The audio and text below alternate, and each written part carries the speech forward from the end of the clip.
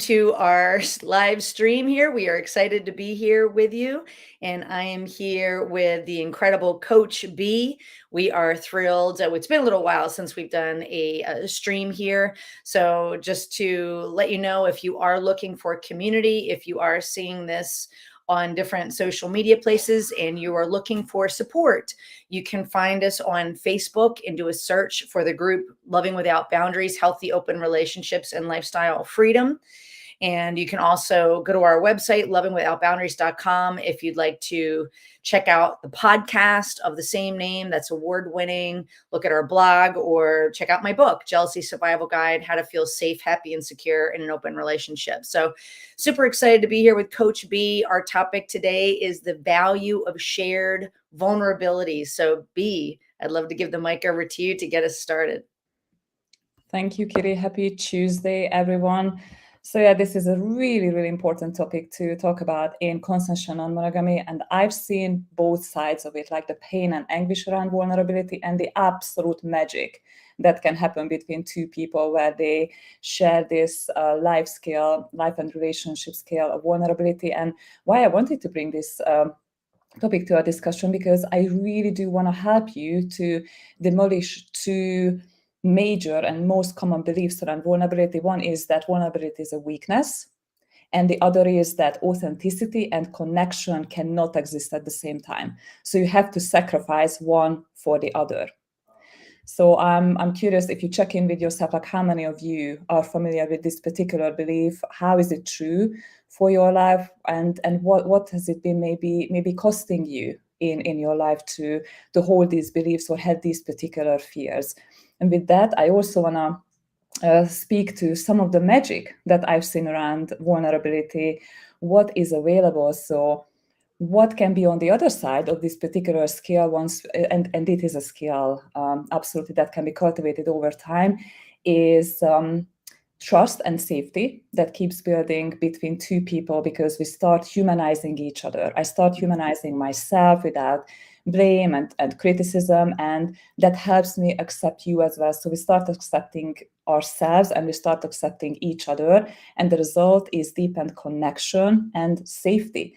Also, the magic that can happen is since we don't feel that we have to defend ourselves or protect ourselves as much, we create space for play and joy and fulfillment and ease and flow, which is absolutely beautiful to witness between two people. So instead of a wedge, vulnerability acts as a glue. And what else I also observe with working with so many amazing people who are calling outside of the lines of heteronormative monogamy is vulnerability, shared vulnerability, if it's practiced together in really skillful ways, is a foundational piece of empowered, co-created, collaborative, egalitarian decisions, really great solid agreements, and repair if repair is needed in the relationship. So those are some of the things that I wanted to speak to, because I've seen the magic even recently with some of the people that we work with, and oh my God, this is amazing. And I so much want to help you all to experience the joy and wonder that shared vulnerability can create. And with that, Kiri, I want to give the mic to you. You really did a beautiful job, B, of starting this topic, which is really beautiful and important. And I can feel your passion and your heart in what you're sharing here. So I really appreciate all that. As I'm sure the folks that are watching or seeing the recording are feeling that energy as well. So what I'll stack on that is just some of the views or perspectives some folks might have on vulnerability. Like it could be a default to think of vulnerability as a weakness, something that's showing our lack of strength. Whereas if you follow any of Brene Brown's work, Brene Brown did a talk on vulnerability, a TED talk that went viral, and she studies vulnerability as well as courage and shame as well. And what Brene Brown's work found through her research is that vulnerability is anything but a weakness. It's actually a huge strength. And it's a way that we are showing up with courage for ourselves, opening ourselves up to receive empathy, to receive connection and create connection. And really just remembering that instead of life happening to us and feeling a victim of it, that when we have authentic desires and we want to show up as the best version of ourselves, if we make a decision to show up with vulnerability, with courage, that we can then become creators of our lives. And that, remember, that life is happening for us. We are empowered to create really deep and meaningful and fulfilling connections if we're willing to show our soft underbelly, to talk about some things that may feel a little scary, a little scary to talk about, when we're able to be open. And like I think it's Maya Angelou or it's Marianne Williamson, the quote about just when we show up as our best selves, we give other people permission to do the same. So I really love this topic, B, and I'll go ahead and give the mic back over to you. Thanks, Kitty. I'm so glad that you brought the work of Brené Brown up here. That's definitely been so helpful on my journey, and I can see how it's helping others as well. So you already have one resource to check out if you never heard of Brené Brown's vulnerability work. I want to speak to some shadow side though.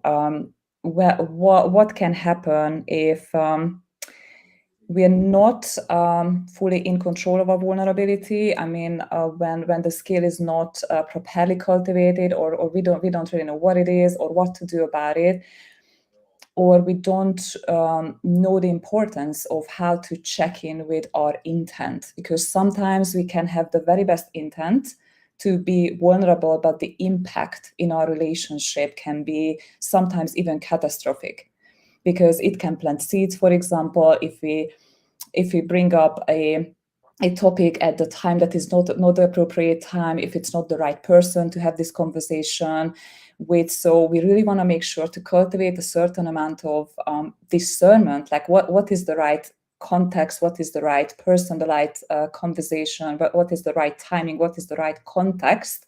Am I in the right context right now to share vulnerability? Because I'm not saying that vulnerability works every single time, because there are certain contexts when it can backfire.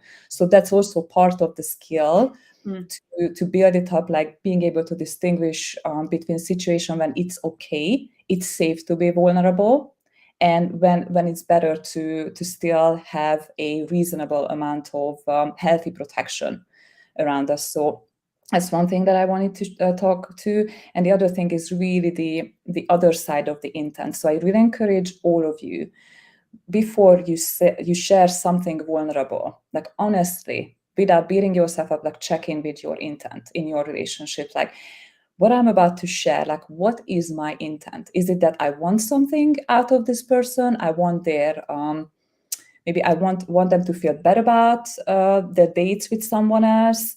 I want them to feel poorly about their boundaries. So what might be my intent, and is my intent in alignment with the relationship I want to have with this particular person? Is my intent in alignment with my highest relationship goals? Because if my intent comes from this sort of shadow side, that I want some type of negative outcome, that this person feels poorly or they go back on their boundaries, then that's gonna it's gonna poison our relationship atmosphere. So it's really worth to check in with my intent, or is my intent to authentically share about myself because I want to have this person to get to know me. I want to humanize our connection. I want to help us to deeply connect it, because that's going to create an entirely different experience if my intent comes from a place of connection versus maybe a protection or punishment. So intent can be a really important part, you know. Love that, B. And I love how you're just pulling out those distinctions and the differences between, we can have a really positive intent and a well-intentioned one as well, yet there still could be either a positive or a negative impact on the people around us. And I love how you brought up just calling forth our higher self and remembering that it's okay to have high standards. It's okay and encouraged to have healthy boundaries. That's a lot of the work that we do with our clients. And so just really beautiful that you brought that up. And I'll stack on this as well, just some more learnings from Brené Brown, and that she often talks about, we don't want to be necessarily foolish in being too vulnerable too early, right? That can be a sign of poor boundaries. it's also okay to be practicing self-care and be self-protective and let other people earn our trust. We often say bring the data, not the drama. So let other people show us who they are so that we can ask ourselves, hey, do I feel safe with this person? Do I feel like I can be my most authentic self? I can show them who I really am bit by bit, like peeling an onion, and just check in with yourself. What is my heart's desire here? How am I feeling when I'm spending time with this person? And just trust yourself, trust your gut too. Your gut and your brain are both giving you really valuable information. Sometimes we say that your gut is literally your second brain with the vagus nerve. So just knowing that people can earn your trust is really important, and to just keep collecting data about the other person so that you can move forward with informed consent with that relationship. And it's okay, once again, to have healthy boundaries, going at a pace that feels good for you, or expressing yourself vulnerably, including maybe it's difficult for you to say no, or I'd like to slow down. So giving yourself permission and being able to practice having healthy boundaries with other people is really important too, so that you can build something that feels authentic, that feels beautiful and life affirming as you're moving forward with all the different connections. If we are talking about consensual non-monogamy and multiple connections, whether those are loving connections, whether those are sexual connections, all of those can expose vulnerability, like whether you're exposing your heart or your physical body. It's important to be able to take care of yourself as you're putting one foot in front of the other. So I'll go ahead and give the mic back over to you again, B. Beautiful, Kiri. So many great points, and I want to give everyone a question here that can also help you, to Kiri's point, to distinguish with where are you with your trust with this other person. And it's perfectly okay to build trust up over time and listen to your instincts. So the question that can be super powerful that I'm going to give you is, what is my first bodily know about around this person, and what do I do about that? Because sometimes we tend to the push down that body, that, oh, I actually don't feel safe, but I also have these goody feelings about this person and I want to feel the good ones. And I start pushing down that, oh, something feels off to me. I don't feel safe enough, but because maybe I'm experiencing new relationship energy, I want to go and be like super open with this other person. So enjoy what you want to enjoy, and also just check in with yourself if you feel that something is off, like what might be that about. So do an assessment as well. And what do you do with that first bodily no? Like, do you push it down, or do you gather data from there that are we going in the direction that I want to go? Mm-hmm. The other thing that I wanted to mention that is so tragic that I see, and it's something that creates so many pain for individuals and relationships as well, if we operate from this belief that authenticity and connection cannot coexist.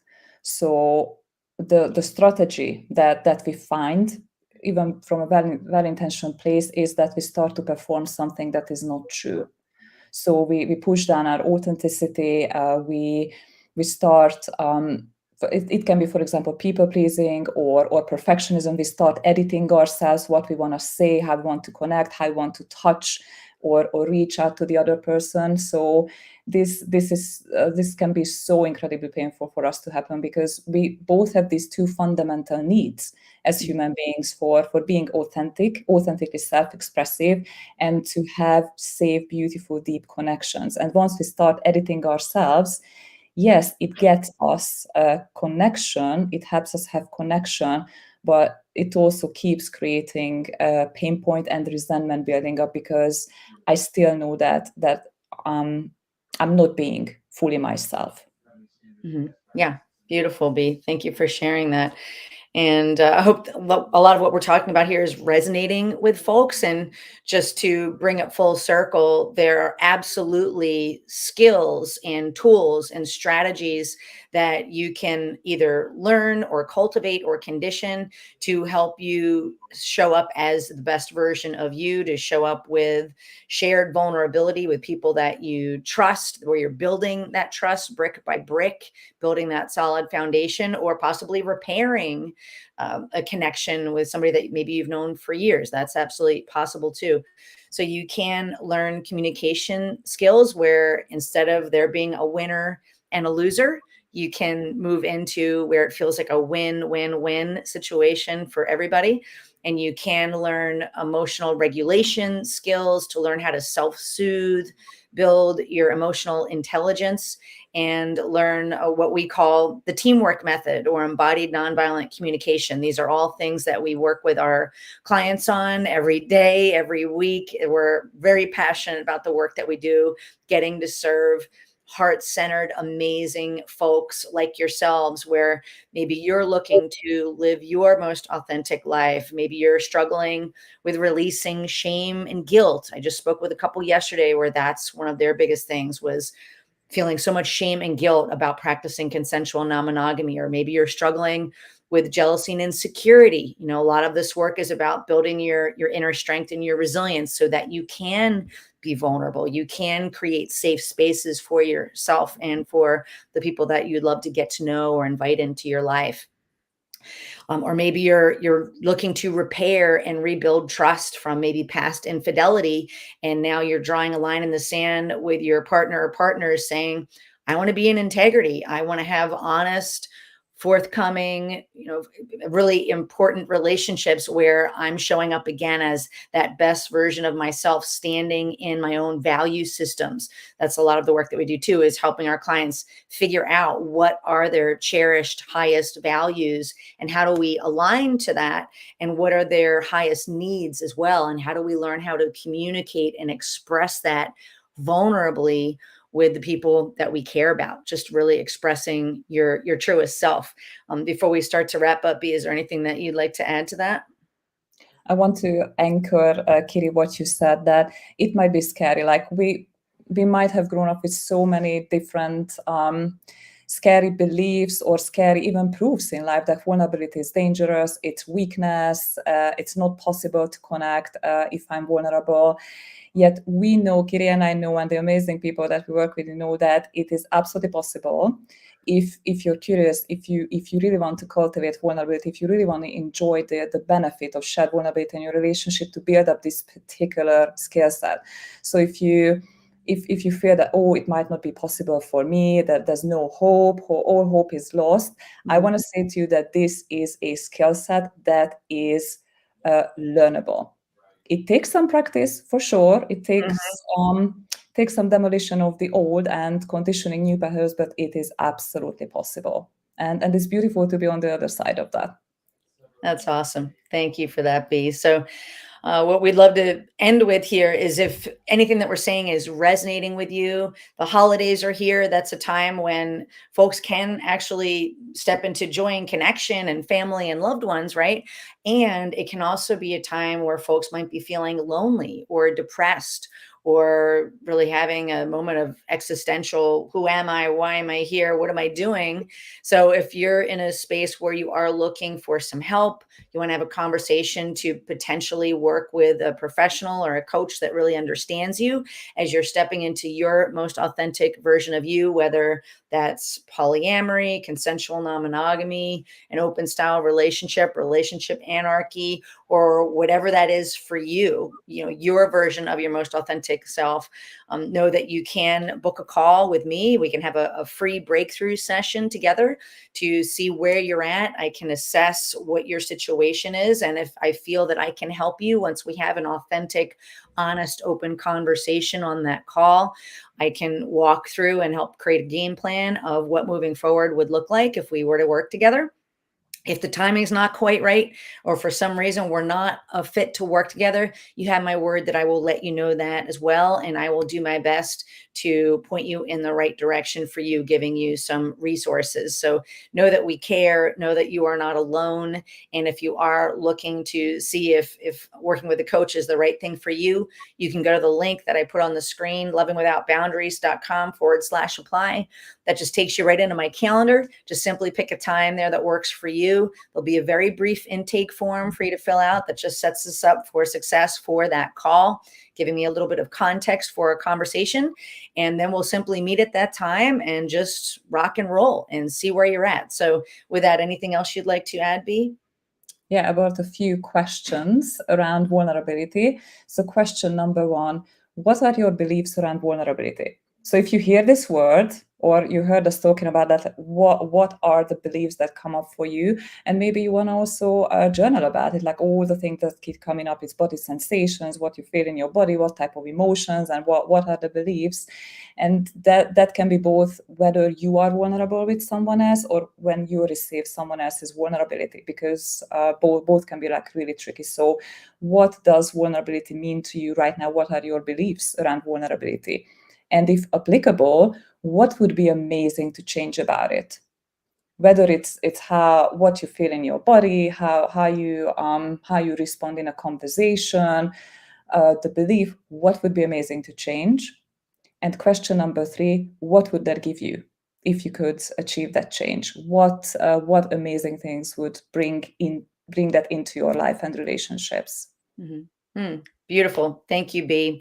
And again, thank you for the heart, the soul, the passion that you bring to our work, for the incredible people that we get to work with. So again, if you are looking for a community and you're not a part of our free online space, we are on Facebook. If you search for the group Loving Without Boundaries, Healthy Open Relationships and Lifestyle Freedom. And we also have lots of resources on our website, Loving Without Boundaries, such as our podcast of the same name. We're over 270 episodes at this point, been going strong for a decade.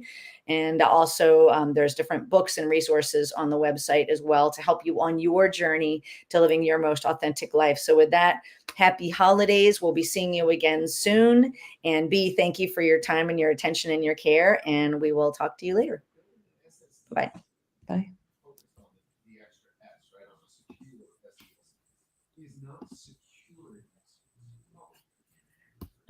Hold on a second.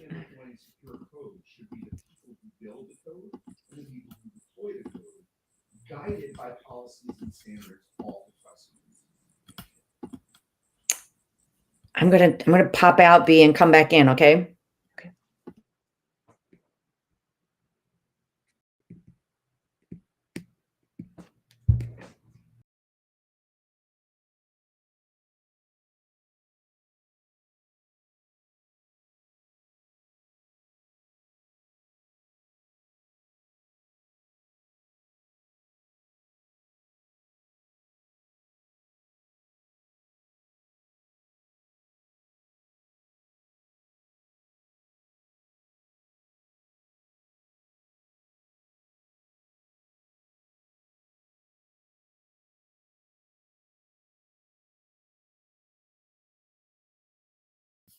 We have written out best practices, but no one is following because no one mentioned it to the people who are supposed to be following them, and they don't know where to find it, and there was no tooling that they are using that is imposing their discipline on their practices. Then we don't have a failure of one